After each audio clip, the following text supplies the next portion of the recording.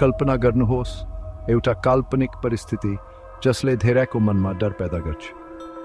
भारत एक क्षेत्रीय शक्ति आफ्नो सानो छिमेकी नेपालमाथि आक्रमण गर्ने अकल्पनीय निर्णय गर्छ। यी दुई राष्ट्र इतिहास, संस्कृति र हिमालयले बाँधिएका सम्पूर्ण क्षेत्रको लागि गहिरो परिणाम हुने द्वन्द्वमा फँसेका छन्। यो भविष्यवाणी होइन, तर एउटा विचार प्रयोग हो।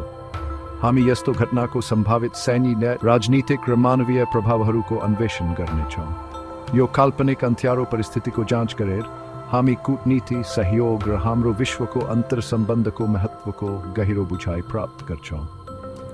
यो परिदृश्य अस्वस्थकर भए पनि यसको विश्लेषण गर्नाले हामीलाई शान्तिको कमजोरी र शान्तिपूर्ण समाधानको आवश्यकताको कद गर्न अनुमति दिन्छ। यसले हामीलाई सम्झाउँछ कि स्थिर र समृद्ध दक्षिण एसियाको लागि संवाद र पारस्परिक सम्मान आवश्यक छ। आशा छ यो परिदृश्य पूर्ण रूपमा काल्पनिक रहन्छ। वास्तविक संसार जटिल छ र यस्तो घटना धेरै कारकहरूमा निर्भर हुनेछ। यद्यपि यो के हुन्छ यदि परिदृश्य अन्वेषण गरेर हामी द्वन्द्वको सम्भावित लागत र शान्ति र सहयोगद्वारा परिभाषित भविष्यको लागि प्रयास गर्ने महत्त्वको बारेमा बहुमूल्य अन्तर्दृष्टि प्राप्त गर्छौँ। यस काल्पनिक परिदृश्यमा भारतको सैन्य शक्ति सुरुवातदेखि नै स्पष्ट हुनेछ। ठूलो सेना, उन्नत हतियार र बलियो अर्थतन्त्र भएको भारतले नेपालको रक्षा प्रणालीलाई चाँडै नै परास्त गर्ने सम्भावना हुन्छ। विमानस्थल, सञ्चार केन्द्र र सरकारी भवनहरू जस्ता रणनीतिक लक्ष्यहरू कब्जा वा निष्क्रिय पारिनेछ, जसले नेपालको निरन्तर प्रतिरोध गर्ने क्षमतालाई कमजोर बनाउँछ। नेपालको पहाडी भूभागले केही रक्षात्मक फाइदाहरू प्रदान गरे तापनि दृढ भारतीय आक्रमणलाई रोक्न पर्याप्त हुनेछन्। आफ्नो बहादुरीका लागि प्रख्यात नेपालका गोर्खा योद्धाहरूले प्राविधिक रूपमा उत्कृष्ट सङ्ख्यात्मक रूपमा ठूलो सेनाको सामना गर्नेछन्। आक्रमणको गतिले धेरैलाई अचम्मित पार्ने सम्भावना छ। द्वन्द्वमा फँसेका सर्वसाधारणहरू सुरक्षा र आश्रयको खोजीमा आफ्नो घर छोड्न बाध्य हुनेछन्। यस अचानक द्वन्द्वको कारणले मानवीय सङ्कट द्रुतगति मार्नेछ। यस द्वन्द्वको सुरुवाती दिनहरू आश्चर्य, भ्रम र विश्वासले भरिएका हुनेछन्। विश्वले एक शान्त राष्ट्रमाथि आक्रमण भइरहेको, यसको सार्वभौम सत्ता उल्लङ्घन भएको र यसका जनताले मानवीय विपत्ति सामना गरिरहेको देखेर त्रासमा हेर्नेछ।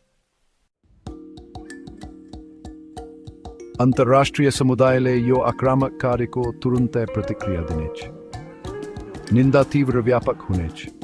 विश्वभरिका राष्ट्रहरूले आफ्नो आक्रोश व्यक्त गर्दै तत्काल युद्धविरामको लागि आह्वान गर्नेछन्। संयुक्त राष्ट्र सुरक्षा परिषदले आपत्कालीन सत्र बोलाउनेछ, हिंसा अन्त्य गर्न र भारतीय सेना फिर्ता बोलाउन माग गर्नेछ। संयुक्त राज्य अमेरिका यसका युरोपेली सहयोगीहरूसँग मिलेर भारतमाथि प्रतिबन्ध लगाउने सम्भावना छ, जसले यसको अर्थतन्त्र र सरकार भित्रका प्रमुख व्यक्तिहरूलाई लक्षित गर्नेछ। चीन यस क्षेत्रमा बढ्दो प्रभावको साथ सम्भवतः एक महत्त्वपूर्ण भूमिका खेल्नेछ।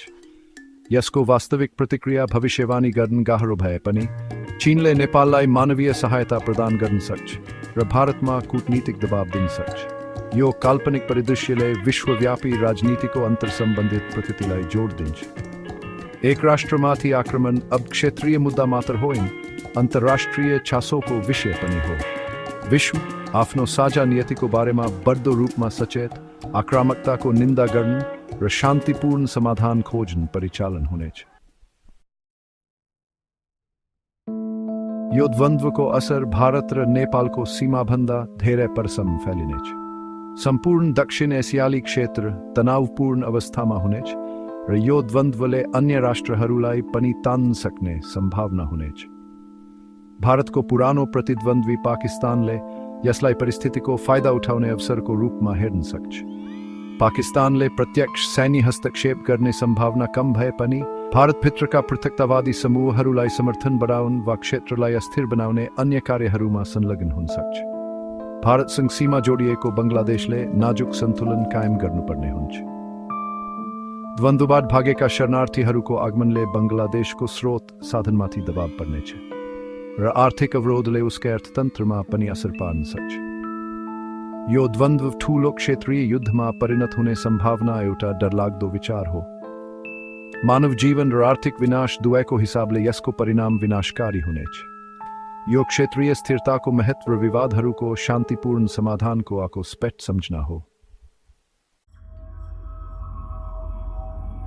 भाग 5 आर्थिक क्षति एउटा ठूलो मूल्य चुकाउनु पर्ने। यस द्वन्द्वको आर्थिक परिणाम भारत र नेपाल दुवैका लागि गम्भीर हुनेछ। व्यापार र पारवहनका लागि भारतमा धेरै निर्भर नेपालको अर्थतन्त्र ध्वस्त हुनेछ। पूर्वाधारको विनाश, आपूर्ति श्रृङ्खलामा अवरोध र श्रम शक्तिको विस्थापनले विनाशकारी प्रभाव पार्नेछ। भारतलाई पनि आर्थिक रूपमा नोक्सानी हुनेछ। आफ्नो आक्रमणको प्रतिक्रियामा लगाएका अन्तर्राष्ट्रिय प्रतिबन्धहरूले भारतलाई विश्वव्यापी अर्थतन्त्रबाट अल्झ्याउनेछ। विदेशी लगानी सुक्नेछ, निर्यात घट्नेछ र भारतीय रुपैयाँको अवमूल्यन हुने सम्भावना छ। सैन्य अभियानलाई निरन्तरता दिने लागत प्रतिबन्धहरूको आर्थिक प्रभावसँगै भारतीय अर्थतन्त्रमा ठूलो बोझ बन्नेछ। द्वन्द्वले शिक्षा, स्वास्थ्य सेवा र पूर्वाधार विकास जस्ता आवश्यक क्षेत्रहरूबाट स्रोतहरूलाई अन्तर्मोड्नेछ, जसले भारतको दीर्घकालीन विकासको सम्भावनालाई बाधा पुर्याउनेछ। यो काल्पनिक परिदृश्यले विश्वव्यापी अर्थतन्त्रको अन्तर्सम्बन्धलाई हाइलाइट गर्छ। आजको संसारमा कार्यहरूको परिणाम राष्ट्रिय सीमाभन्दा धेरै टाढासम्म फैलिएको हुन्छ। विशेष गरी द्वन्द्वको ठूलो मूल्य हुन्छ, न केवल आक्रमणकारीका लागि तर सम्पूर्ण अन्तर्राष्ट्रिय समुदायका लागि। खण्ड 6 पुनर्निर्माणको लामो बाटो, राष्ट्र पुनर्निर्माण। यदि युद्ध विराम भयो र भारतीय सेना फिर्ता भयो भने नेपालले आफ्नो ध्वस्त राष्ट्रको पुनर्निर्माण गर्ने चुनौतीपूर्ण कार्यको सामना गर्नुपर्नेछ। द्वन्द्वबाट ध्वस्त भएको भौतिक पूर्वाधारको पुनर्निर्माण गर्न ठूलो लगानी आवश्यक पर्नेछ। लाखौं विस्थापित भएका र खाना, पानी, वासस्थान र चिकित्सा सेवाको आवश्यकता भएको मानवीय सङ्कटलाई सम्बोधन गर्न एकीकृत अन्तर्राष्ट्रिय प्रतिक्रिया आवश्यक पर्नेछ। संयुक्त राष्ट्र सङ्घ, गैर सरकारी संस्थाहरू र अन्य सहायता संस्थाहरूले राहत र सहयोग प्रदान गर्न महत्त्वपूर्ण भूमिका खेल्नेछन्। द्वन्द्वले पारेको मानसिक घाउ निको हुन समय लाग्नेछ। नेपाली जनता, विशेष गरी हिंसा देखेका वा आफन्त गुमाएकाहरूले भोगेको मानसिक आघातलाई निको पार्न दीर्घकालीन सहयोग र परामर्श आवश्यक पर्नेछ। भारत र नेपाल बीचको विश्वास पुनर्निर्माण गर्ने काम एक नाजुक र क्रमिक प्रक्रिया हुनेछ। यसका लागि दुवै देशले द्वन्द्वको जडमा रहेका समस्याहरूलाई सम्बोधन गर्न र पारस्परिक सम्मान र समझदारीमा आधारित अर्थपूर्ण संवादमा संलग्न हुन आवश्यक छ। भाग 7 आशाको किरण, अन्तर्राष्ट्रिय दबाव र कूटनीति। स्थिति निराशाजनक देखिए पनि आशाको किरण छ। भारतमाथि युद्ध रोकन र वार्तामा संलग्न हुन अन्तर्राष्ट्रिय दबाव अत्यधिक हुनेछ।